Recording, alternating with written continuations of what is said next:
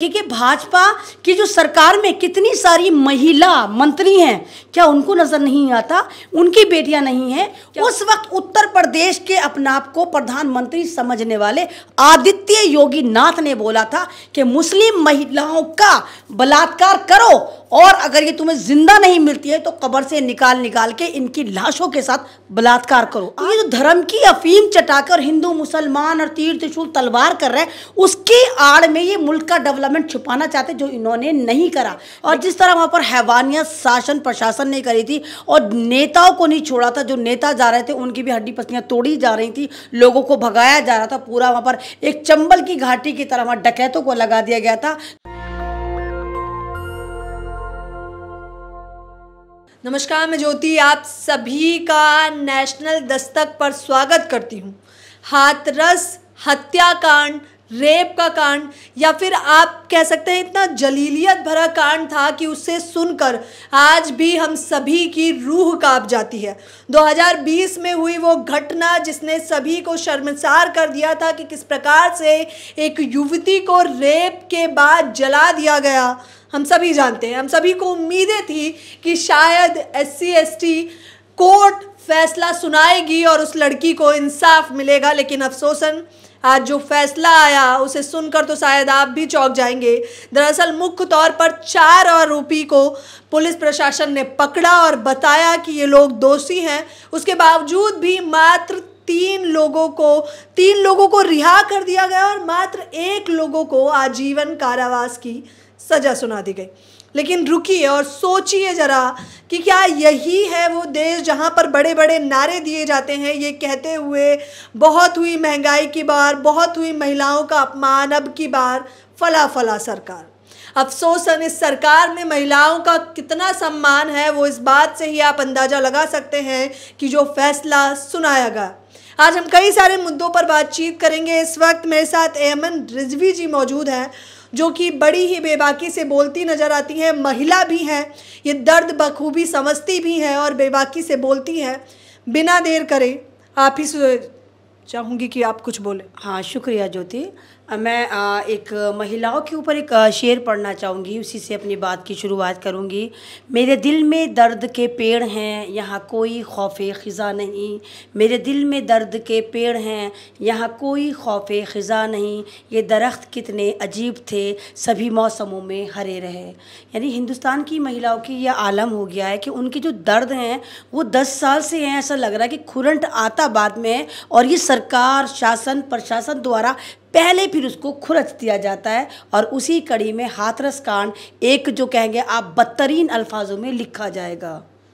हाथरस में जो सुनवाई सुनाई गई है कि 3 आरोपियों को बरी कर दिया गया और 1 को आजीवन कारावास।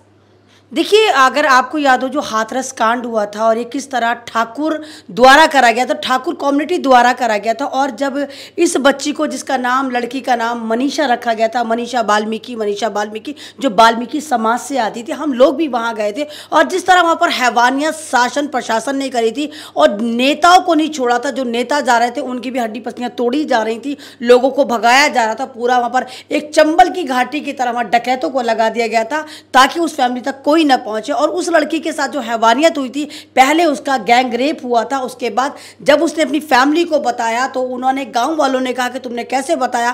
फिर उसको बहुत बुरी तरह बर्बरता से मारा जाता है। फिर वो आपने जिस तरह देखा कि वो दिल्ली के अस्पताल में आती है, सफदरजंग हॉस्पिटल में रहती है और तमाम मीडिया, शासन प्रशासन, पॉलिटिकल पार्टी वहाँ पर सब सफदरजंग के बाहर खड़े होती है और बैक डोर से मनीषा बाल्मीकि की जो डेड बॉडी है उसको रात को अंधेरे में निकाल दिया जाता है और फिर हाथरस में ले जाकर पुलिस शासन प्रशासन द्वारा झाड़ी और फुसाल में पेट्रोल और मिट्टी का तेल डालकर आग लगा दी जाती है। जबकि हिंदू रीति रिवाज में आप दिन ढलने के बाद अंतिम संस्कार नहीं कर सकते। और ये एक ऐसी बदनसीब लड़की थी कि जिसके अंतिम संस्कार एक तो मर्जी के खिलाफ, रीति विधान के खिलाफ, ऊपर से उसकी फैमिली का कोई भी उस अंतिम संस्कार में शामिल नहीं था।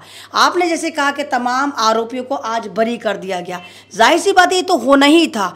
आपने बिल्किस वाला मामला देखा हो, जिस होना ही था, होना ही था। नहीं भाई देखिए ना, अब एक फैशन चल पड़ा है कि जैसे बिल्किस बानो के तमाम रेपिस्टों को, तमाम कातिलों को उसके खानदान के एक संस्कारी बताकर रिलीज करा गया, तो भारतीय जनता पार्टी का कोई भी नेता हो या इनका कोई भी नोन टू अगर वो बलात्कार करता है तो ये लोग उसको संस्कारी बताकर उसको बाइज्जत बरी कर देते। पहले बिल्किस बानो है, आप ये देखिए कि फिर उससे पहले कश्मीर में कठवा कांड हुआ था, 8 साल की बच्ची जिसको मंदिर में लगातार बीजेपी के नेताओं द्वारा लगातार बलात्कार करा गया था, फिर बाद में ईंटें पत्थर डालकर उसको मार दिया गया था, और उसके मतलब बलात्कारियों के सम्मान में एक तिरंगा यात्रा निकली थी। अगर आप सोचिए कैसे।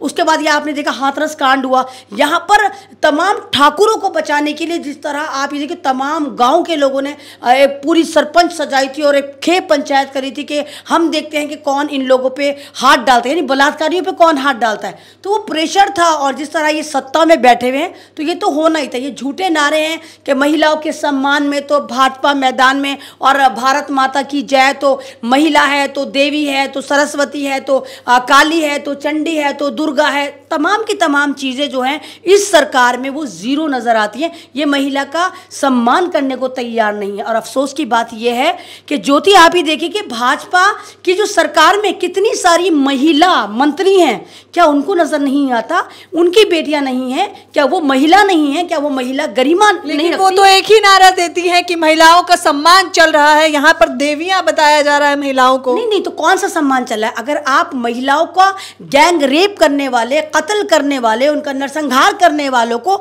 बाइज्जत बरी कर देते तो कौन सा सम्मान है?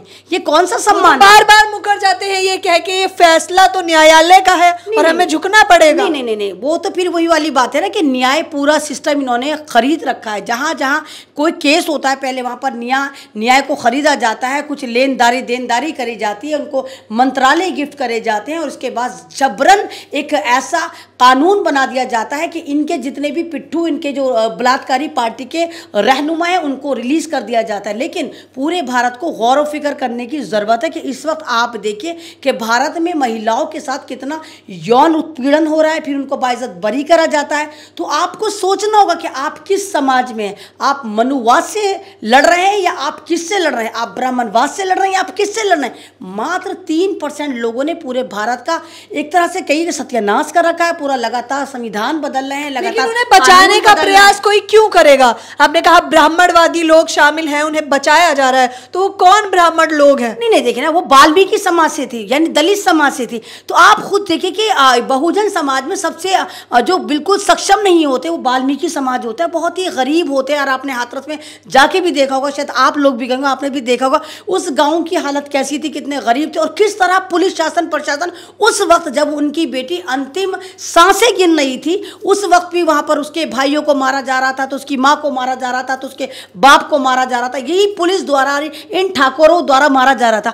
तो आप सोच सकते हैं कि जहां पर उत्तर प्रदेश में डबल इंजन की सरकार है, आप सेंटर में खुद भाजपा बैठी हुई है, उत्तर प्रदेश में भी योगी 2014 के बाद कितनी सुरक्षित है महिलाएं? क्योंकि सरकार नारा दे रही है कि इससे पहले भी रेप होते थे, तब तो तमाम होते थे, लेकिन 2014 के बाद अमित शाह जी कहते हैं गहना लाद कर घूमिए आप। नहीं देखिए, मैं ये नहीं कह रही कि 2014 के बाद पहले रेप नहीं होते थे, 14 के बाद ही हुआ, लेकिन 14 से पहले इतनी इंसानियत जिंदा थी, चाहे वो मुसलमान समाज की बच्ची के साथ हो, चाहे दलित समाज की बच्ची के साथ हो, चाहे पंडित समाज की बच्ची के साथ हो। आपको निर्भया तो याद होगा, उस वक्त पूरा भारत एक हो गया था, और इन्हीं के मंत्री साड़ियाँ उठा उठा के, आपको याद होगा स्मृति ईरानी नाच रही थी, और निर्भया पे इन्होंने पूरा हल्ला काट रखा था। जंतर मंतर से लेके आप देखिए राष्ट्रपति भवन तक तमाम चीज़ों को इन्होंने घिराव कर दिया, पूरे भारत में निर्भया चल रहा था। तो मतलब वहाँ भी तो देखिए कि 14 से पहले अगर कोई बलात्कार होता था तो उसको बलात्कार कहा जाता था। इस वक्त बलात्कार को बलात्कार मानने को तैयार है, क्योंकि ये पार्टी एक ऐसी पार्टी है, भारतीय जनता पार्टी, जहाँ पर नियर अबाउट 50% मर्द जो है वो कहीं ना कहीं करप्ट हैं, बलात्कारी हैं, क्रिमिनल हैं। तो ये लोग आपस में चोर चोर मौसेरे भाई होकर इनको बचाते हैं। तो यह अब हमारा फर्ज बनता बनता है। एक तरफ तो ये कहते हैं कि तमाम डेवलपमेंट 14 के बाद आया है, हमने हिंदू राष्ट्र बना रहे हैं। तो आप बताइए, क्या हिंदू राष्ट्र में आपकी महिलाएं, आपकी बेटियां इसीलिए लूटने के लिए? आप बताइए ना, अगर हिंदू राष्ट्र है तो क्या हिंदू राष्ट्र में महिलाओं को लूटा जाएगा? जी ने बहुत बड़ा सवाल खड़ा कर दिया है कि अगर हिंदू राष्ट्र बना रहे हैं तो हिंदू राष्ट्र से तकलीफ नहीं है। पहले आप ये बताइए कि महिलाएं कितनी सुरक्षित होने वाली हैं। महिलाओं को आप देवी ना समझकर अगर महिला समझेंगे और सम्मान करेंगे तो जाहिर तौर पर बेहतर होगा। देखिए कितनी, आप खुद बताइए, आप एक महिला हैं, आप सुरक्षित महसूस करती हैं सड़कों पर चलते समय, या जब ऐसे हत्याकांड होते हैं और रेप के बावजूद इस प्रकार की कार्यवाही की जाती है? देखिए, मैं तो अपनी वीडियो के नीचे जाके कभी कभी देखती हूँ, मुझे गालियाँ होती है, तेरा निर्भया बना देंगे, तेरा बलात्कार करेंगे, ओ कठवी, ओ मिल्ली, ओ हलाली, और बहुत सारी इनकी हिंदू तंजीमों ने मेरे पे इनाम रख रखा है, इसकी गर्दन काट के लेकर आओ। तो मैं कहती हूँ कि आप पहले डिसाइड करो कि आपके हिंदू राष्ट्र में महिला का क्या, एक बताओ ना कि क्या स्थान है। महिला को सिर्फ आप बलात्कार का एक जरिया बनाओगे, महिला को आप कैरेक्टराइज करोगे कि तू मुसलमान है तो हम तेरा बलात्कार कर सकते हैं, तू दलित है तो हम तेरा बलात्कार कर सकते हैं, तू आदिवासी है तो हम तेरा बलात्कार कर सकते हैं। तो ये चीज़ बताओ, तौर पर बताइए। देखिए ये भी अपनी बात रखती हैं तो कमेंट बॉक्स में बता रही हैं कि किस प्रकार से धमकियां मिलती हैं। देखिए खुलेआम सरेआम लोग वीडियो देखते हैं और ट्वीट करके चले जाते हैं कि हम ये करेंगे, हम वो करेंगे। कार्यवाही तो ठीक ढंग से देखी जाए तो वहीं से शुरुआत हो जानी चाहिए। लेकिन आपको पता है कि, आपको लगता है कि मतलब उन्हें पता है कि वो आराम से छूट जाएंगे? बिल्कुल। देखिए जब आपको शायद याद हो, जब एनआरसी चल रहा था, जब इन्होंने कहा था कि मुसलमान हिंदुस्तान के नागरिक काउंट नहीं करे जाएंगे, और एनआरसी में मुस्लिम महिलाओं के साथ साथ तमाम दलितों का समर्थन था, तो तमाम सिखों का समर्थन था, तो तमाम आदिवासियों का समर्थन था, और तमाम हम महिलाएं संविधान लेके बैठे थे।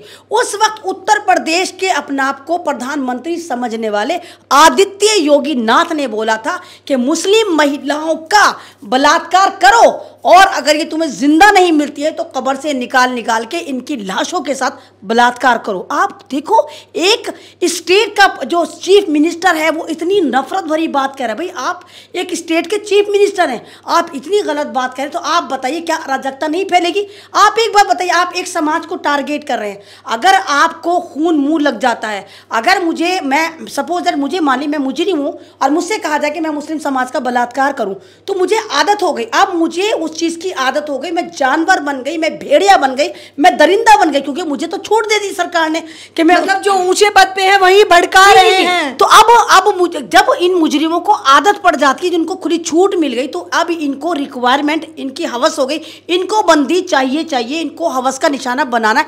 फिर ये दरिंदे भूल जाते हैं कि सामने दलित है, सामने पंडितानी है, सामने मुसलमान है, कौन है। तो ये एक समाज में तो नरेटिव सेट की सरकार खुद कर रही है, ऐसे स्टेटमेंट देखिए, क्योंकि इनको पता है कि हमने डेवलपमेंट के नाम पे कुछ करा नहीं है, ठेंगा भी हमने नहीं करा। तो ये जो धर्म की अफीम चटाकर हिंदू मुसलमान और तीर त्रिशूल तलवार कर रहे हैं, उसके आड़ में ये मुल्क का डेवलपमेंट छुपाना चाहते, जो इन्होंने नहीं करा।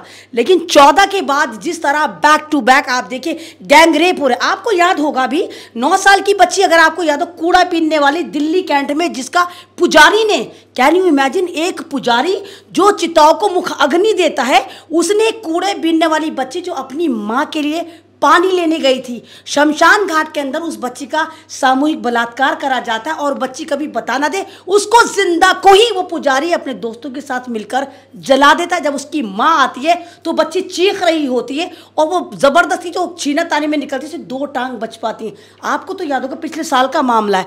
तो आप ये देखिए कि जिस समाज में पंडित जो हैं, पुजारी जो हैं, वो नहीं देख रहे कि ये महिला है, महिला का सम्मान नहीं कर रहे, तो फिर आप बताएं कि वो कौन सी महिलाएं होती हैं जिनको आप कहते हैं कि सरस्वती भी माँ होती है, तो काले भी माँ होती है, तो अम्बे भी माँ होती है, तो भारत भी माँ होती है, तो दुर्गे भी माँ होती है। फिर वो कौन सी माँ है जिनका तुम बलात्कार करो? क्या ये माएँ नहीं है? क्या भारत की बेटियाँ तुम्हारी बेटियाँ नहीं है? क्या आप बताइए, मनीषा वाल्मीकि हाथरस की बेटी क्या भारत की बेटी नहीं थी? क्या बिल्किस बानो भारत की बेटी थी? और तो और अभी राबिया सैफी का आपने देखा होगा, पिछले साल एक राबिया सैफी नाम की लड़की को, जो दिल्ली में मार्शल थी, आपको पता हो सेल्फ डिफेंस में किस तरह दिल्ली सरकार ने उसको मरवाया था और हरियाणा में जाकर डाल दिया था। पहले उसका गैंगरेप हुआ था, फिर उसको निर्मम तरीके से उसके चाकू से तमाम प्राइवेट पार्ट काटे गए, उसके ब्रेस्ट काटे गए। उसमें भी ये बताया गया कि रेप नहीं किया गया, बल्कि उसका पति था, वो जबरदस्ती उसका एक फर्जी बना के लगाया गया जो सरेंडर कर रहा है।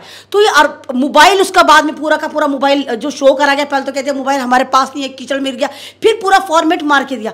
तो ये तमाम चीजें दर्शाती हैं कि एक सरकार को देख के तमाम सरकारें एक ही पैटर्न पे चल रही हैं। जैसे आपने देखा कि भारतीय जनता पार्टी महिलाओं को सम्मान देने को तैयार नहीं है, तो सेम वही दिल्ली के जो चीफ मिनिस्टर केजरीवाल हैं, जो कहते थे मैं दिल्ली का बेटा हूं, मैं दिल्ली का भाई हूं, वो राबिया सैफी पे खामोश हो जाते हैं और उसको कोई इंसाफ नहीं मिल पाता। और उसकी फैमिली जो इतनी पुअर है, लेकिन वो तो मुफ्त की रेवड़ियां बांटने में व्यस्त है ना। मुफ्त की रेवड़ियां नहीं, लोगों को बेवकूफ बनाने में व्यस्त है। आप बताइए, आप क्या भीख पे पलना चाहेंगे? आप अपनी मेहनत पे काम करेंगी। अगर मैं आपसे कहूं कि नहीं आप काम मत करो ज्योति, मैं आपको राशन दूंगी, मैं आपको पानी दूंगी, मैं आपको बिजली दूंगी, लेकिन अगर आप वाकई सम्मानित महिला हैं और एक भारतीय हैं तो आप मना करेंगे नहीं रिजवी, मुझे तेरी भीख नहीं चाहिए, मुझे अपना कुव्वत बाजू और अपने टैलेंट पर यकीन है कि मैं अपने टैलेंट पे 2 वक्त की रोटी खा भी सकती हूँ और अपने से वाबस्ता लोगों को, चाहे वो मेरे अब्बा हो चाहे वो मेरी अम्मा हो बहन, उनको खिला भी सकती हूँ। तो ये मुफ्त की रेवड़ियां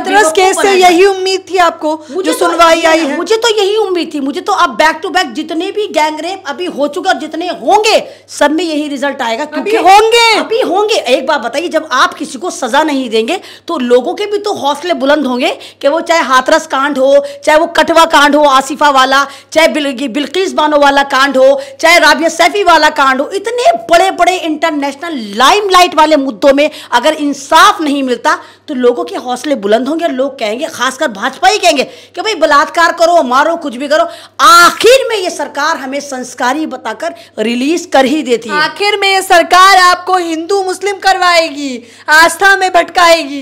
बिल्कुल, आपको लॉलीपॉप पकड़ा दिया जाता है धर्म का। आप ही बताओ ज्योति, आप इतना कवर करती हो, आपने कितने नफरती चिंटों को भी कवर करा होगा। क्या आपने वहां कहीं स्मृति ईरानी की बेटी देखी? क्या आपने कहीं देश के गद्दारों को, गोली मारो सालों को, उनके किसी खानदान वालों को देखा? आपने मोदी जी के खानदान वालों को देखा? आपने क्या योगी जी के खानदान वालों को देखा? क्या आपने अमित शाह के बेटे जय शाह को देखा जो तीर त्रिशूल तलवार लेके नफरत की बात कर रहे थे? नहीं देखा होगा, क्योंकि ये लोग अपने बच्चों को हायर एजुकेशन देने बाहर भेजते हैं और जितने भी लोअर क्लास यहाँ के तबके के लोग गरीब हैं उनके हाथ में धर्म का ठेका पकड़ा देते हैं कि तुम धर्म बचाओ। तो ये हमें समझनी होगी, हमें एक अवेयरनेस चलानी होगी, अपने बच्चों को बचाना होगा और हमें बताना होगा कि हमारी लड़ाई इस वक्त मनुवाद और ब्राह्मणवाद से अगर हम इसमें जीत जाते हैं और शिक्षा की बात और विकास की बात और सम्मान की बात करते हैं तो हम भारत को भी बचाएंगे, भारत के संविधान को भी बचाएंगे और महिलाओं की गरिमा को भी बचाएंगे। तो देख लीजिए सम्मान के रूप में किस प्रकार से ठेंगा चिपका रही है सरकार। आप इस केस से, हाथरस केस, ये वो केस था जिससे लाखों लोगों को उम्मीदें थी, अफसोसन क्या निकल के सामने आया आप देख ही सकते होंगे। ये वो मामले हैं जो लाइमलाइट में आते हैं, बावजूद इसके कितने ठंडे पड़ जाते हैं। आप सोच के देखिए, ये वो देश है जहां पर मनीषा वाल्मीकि को न्याय नहीं मिला, कुछ ब्राह्मणवादी सोच के लोगों ने उसका रेप किया और सिर्फ यही नहीं, उसकी डेड बॉडी तक उसके परिवार वालों को नहीं दी। इस तरह के अमृत काल में जी रहे हैं आप लोग। और यही नहीं, दिक्कत यह है कि यहाँ पर मजदूर को मजदूर नहीं बल्कि मजबूर समझा जाता है। तो उन लोगों से मैं यही कहूँगी कि मजदूर को मजदूर समझिए, मजबूर नहीं। गरीब को काम दीजिए, दान नहीं। और अगर दान देने के इतने ही इच्छुक हैं तो जीते जी रक्तदान दीजिए और मरने के बाद अंगदान, जिससे आप किसी और को दे सके, जीवन दान। जाहिर तौर पर इस पूरी खबर के बारे में आप लोगों की प्रतिक्रिया जानना मेरे लिए बेहद जरूरी है। महिला सुरक्षा के नारे कितने खोखले हैं, एक महिला होने के नाते मैं इनकी बातचीत सुनने के नाते समझ चुकी हूँ। इस खबर के बारे में आपकी क्या राय है मुझे बताना बिल्कुल ना भूलें। मेरे साथ बने रहने के लिए आपका बेहद शुक्रिया। कैमरा पर्सन तोहिद के साथ ज्योति, नेशनल दस्तक। नेशनल दस्तक की आपसे गुजारिश है कि अगर इसको बचाना चाहते हैं तो नेशनल दस्तक को सब्सक्राइब करने के लिए रेड कलर के सब्सक्राइब बटन को दबाएं, फिर बेल आइकन की घंटी दबाएं। नेशनल दस्तक को बचाने के लिए बहुत जरूरी है कि हर खबर को शेयर करें, लाइक करें, कमेंट जरूर करें।